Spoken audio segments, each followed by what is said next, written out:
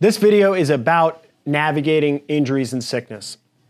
The truth is, everyone experiences injuries and sickness. I think amateur athletes look at professional athletes that have been training for 10 years or even longer, maybe training from the time they were a little kid, and they think they're superhuman. They think they're never experiencing sicknesses, they're never experiencing tweaks, they're never being broken down mentally, emotionally, psychologically. And part of that, I think, is just not having exposure to those people and realizing they're just humans. They're going through that same stuff on a regular basis, and they're navigating a little bit more efficiently as a result of having been through so many of those experiences so many times that they're more efficient and more calm at dealing with them. And part of it, I think, might just be the culture that we live in. Social media is a tool that people use to portray their best selves to attract other people.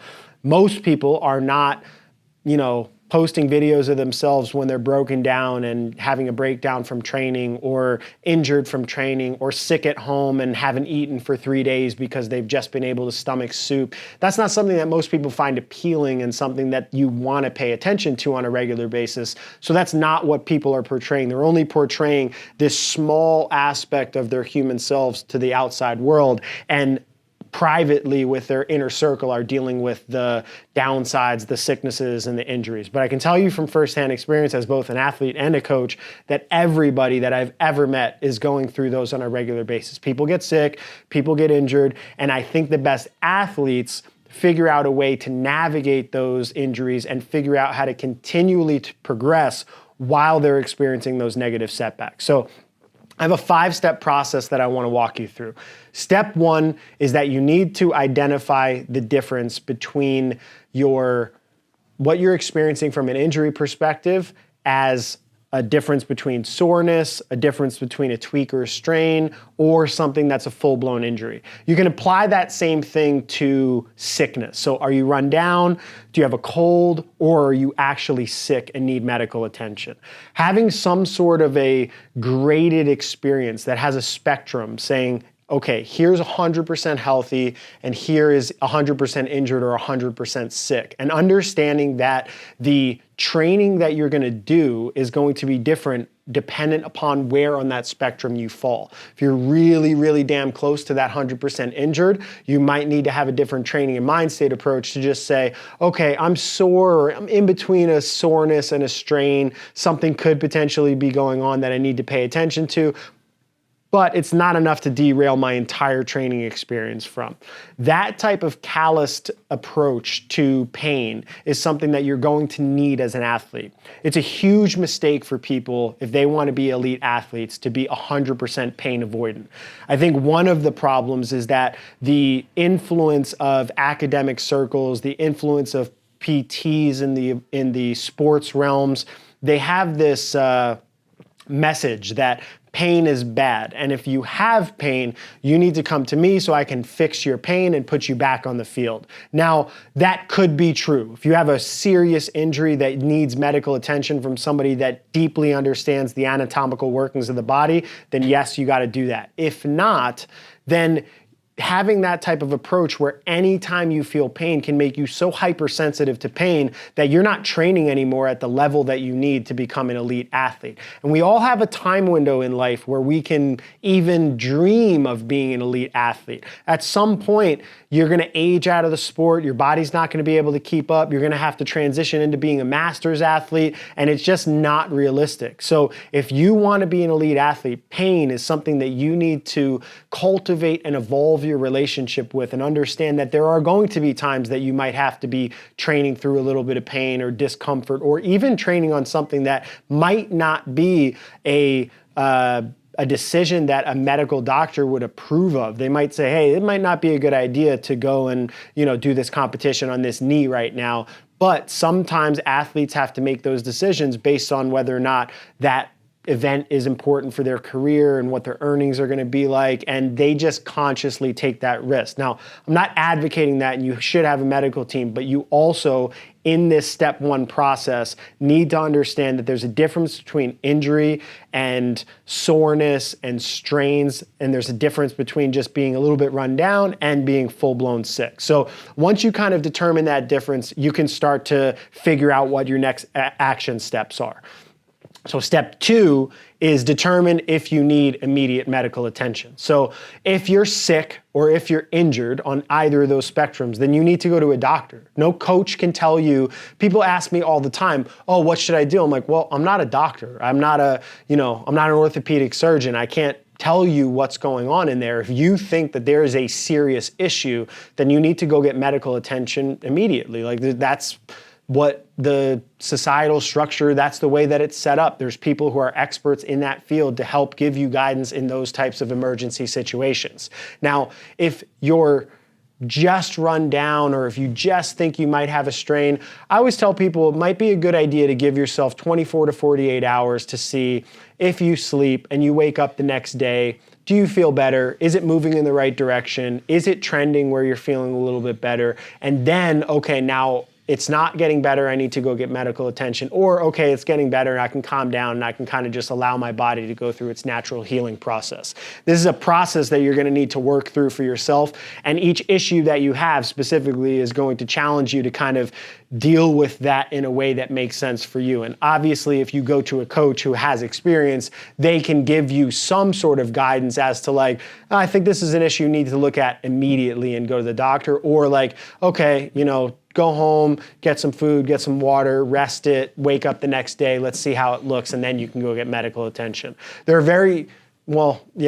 very few issues that need like immediate medical attention from a sports performance perspective. Like if you see an ACL rupture, you're probably gonna know from the response of the athlete and from what the knee does whether or not, like, okay, well, we need to go get medical attention immediately. If somebody jumps up, does a pull-up, feels something a little bit kind of, okay, that didn't feel right, but I have range of motion, it just doesn't feel comfortable, I heard something.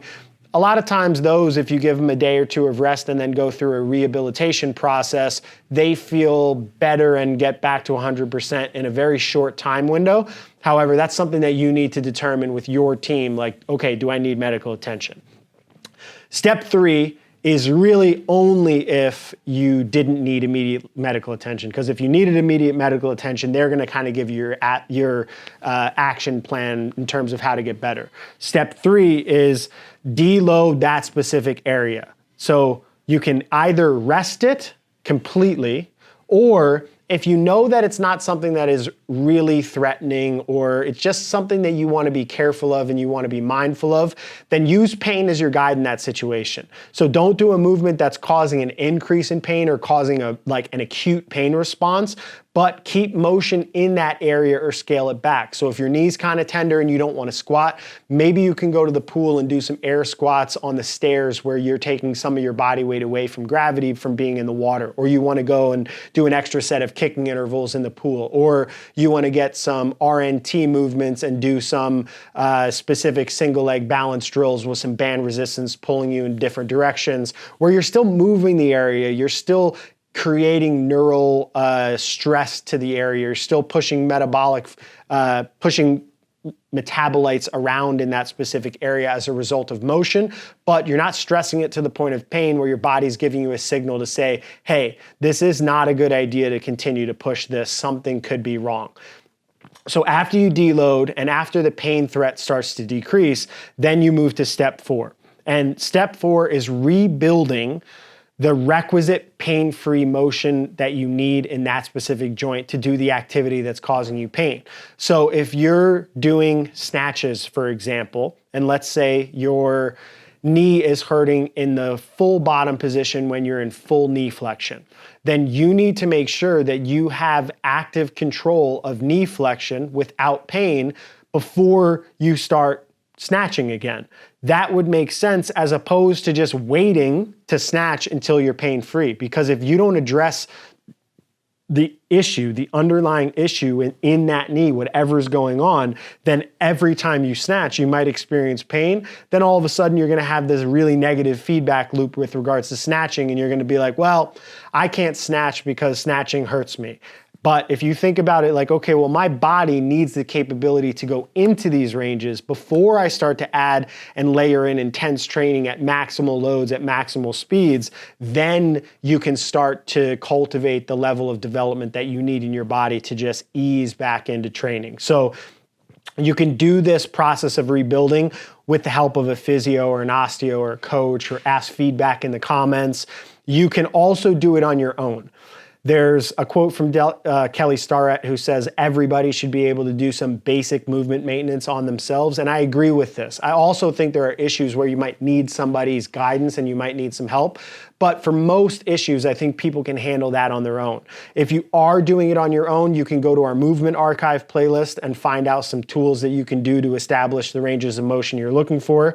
You can challenge the positions isometrically. So in our example that I just used with regards to the snatching and knee flexion, you can do short range isometrics in a range of motion that's about 5 degrees away from pain. So this was your knee joint, and let's say as you're going down into your squat, that is the range that causes pain. I'm gonna back off just a little bit, and then I'm gonna isometrically contract my hamstring as hard as I possibly can to pull my heel into my butt. So I'm starting to get a range of motion that I have control over. Those isometrics are generally the first phase of any rehab protocol, so that's something that you could do on your own.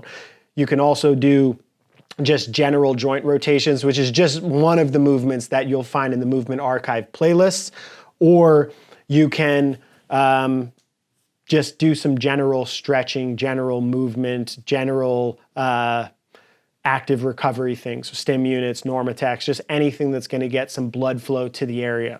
You have to keep in mind that certain issues that people have with regards to pain are going to need some lengthening, because something might be tight and causing compressive pain, or something might need to be stabilized because maybe the nervous system is sending a signal to the brain to say, hey, this area is unstable. If you challenge it, I don't have control of it, and something could tear or rupture, and it's a protective mechanism. You might also need to tighten the position. So if something is hyperlax because you went into a position under maximal load, something got stretched out, it wasn't good for the body, now the body is protecting it, and you need to figure out how to get conscious control of that specific area to tighten it up. You might also just need to generally relax your system. Pain is a response from the nervous system that is essentially telling you that something is not good. It's a threatening scenario. So one of the ways to de-stress your nervous system is just relax, calm down, meditate, watch a movie, don't move, do some breathing exercises, and really utilize all the tools that you have to calm the threatened situation down as much as possible. After you do that and you get the pain-free ranges of motion that you need to go through an activity, then step 5 is just retrain the movement. So if snatch is written in the program, do all the snatches, but do them at lighter loads. Or say A is 20 snatches at 70% and you're doing them on the minute. You take that and you say, okay, well, instead of doing 20 on the minute, I'm gonna do 50, but I'm gonna do them with an empty barbell, and I'm just gonna retrain the pattern and build confidence. And then the next week you go up, and then after 4 or 5 weeks, you're back into the program doing the progressions that are written. So you need to kind of go through those 5 steps to get yourself back. That process is going to be dependent, or the length of that process is going to be dependent upon the seriousness of the issue. So if you have a major injury, then you might need medical attention, surgery, rehab, and all that stuff, where it's a 6-month-long process before you're back to training. Or if it's a muscle strain, it might be like, okay, I need 2 days of rest, I need a week of rebuilding myself back up, then I need a week of retraining the movement, and then I'm back to training in 2 weeks. And if it's just general muscle soreness, it might be, okay, I need 1 day to deload because my biceps are so sore I can't bend them. And after a day, it kind of feels good. Then I do some general movement, and then 3 days later, you're training. So that kind of gradient will dictate what the time that you have to get back to training is going to be like for you. Some reminders for yourself in this 5-step process. The first, there's always things to work on. So if you do get knocked down, if there is an injury, if there is a setback, there's always things that you can do and adjustments that you could make to keep getting better. You can video review as first thing, which doesn't require any physical work stress. Basically, as long as your finger works and you can press play on your computer to watch your video of past workouts, you can do video review on yourself. If you don't have videos to review, then you can go and you can watch previous competitions that have been recorded and watch what the best of the best do to get better. So there's always things to work on. If you want to be a competitor, you always need to maximize your time to get better, regardless of what's going on with your physical body. Second, I already talked about this a little bit, but competitions might cause you to train through some pain or an injury or a tweak or a strain. If it happens in competition, that's something that you got to take on yourself. Nobody can tell you, hey, you got to do this, but at some point, if you want to be a great athlete, you might get into a situation where you have to do that if you want to cement your legacy, because that competition is happening on that day regardless of how you feel. In training, you can be a little bit more conservative and maybe not take that type of approach, but competition is going to require a little bit different of a mind state with regards to safety of your body. Third, make sure that you have some sort of balance between your athletic legacy and your long-term health. That's something that I don't think I had as an athlete. I thought I would do anything to win, and I didn't care if I was going to be broken down when I was older, or if I was going to need a ton of surgeries, or if I just didn't care. I didn't even think about the future.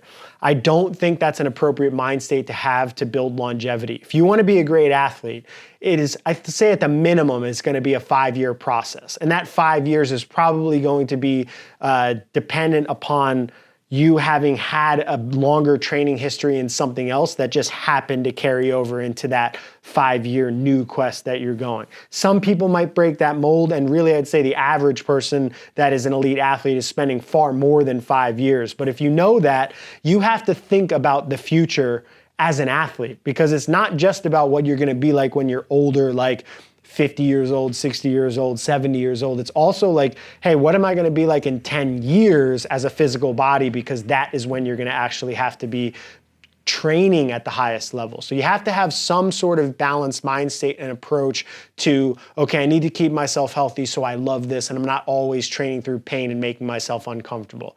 And then the last thing, I talked about this as well, pain does not necessarily mean you are injured. Could be that you're overworked, but it also could be something medical. It could be, I hate to be negative, it could be a tumor, it could be something bad that needs serious medical attention. So don't be overreactive to pain, but also be mindful of the fact that pain could be your body telling you something needs to get checked out. I think with those 5 steps and those reminders, you should be able to navigate injuries and setbacks a little bit better with a more intelligent approach to being a trainee. And I think if you have that, you'll be able to navigate it better than your peers and over time become a better competitor. So hopefully that helps you in the competitor program stay as disciplined as possible.